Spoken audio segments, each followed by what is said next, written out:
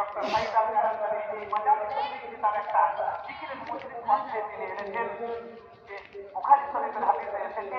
এই হাদিসখানা বর্ণনা করেছেন আবু হুরায়রা রাদিয়াল্লাহু তাআলা আনহু। আল্লাহ রাব্বুল আলামিন পৃথিবীতে যত ফেরেশতা দেখেছেন তার ভিতরে কিছু ফেরেশতা আছে তাদের চালু করো মাইকে।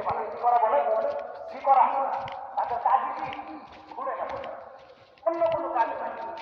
আপনি কোথায় পান করছেন ওরা তাও দেখতে যাবেন, আপনি কোথায় অন্যায় করছেন ওই ফেরেশতাদের ওই কাজে নয়, ওরা ওটা দেখতে যাবেন।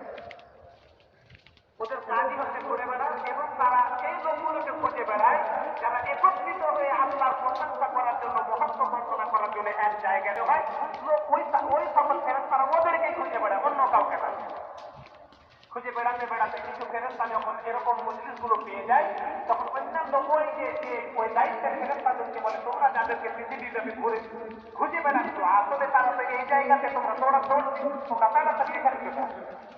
সমস্ত সাহাবা একরাম সমস্ত ফেরেশতারা একবারে জিকিরের মজলিসে আসার পরে বুখারী শরীফে এসেছে যে সকল সাহাবায়ে যে সকল ফেরেশতারা ওই জিকিরের মজলিসের লোকগুলোকে খুঁজে বেড়ায় তাদের পাঠাটা করছে আসমান থেকে জমিন থেকে আসমান পর্যন্ত লম্বা। কত বড় বলেন, জমিন থেকে আসমান।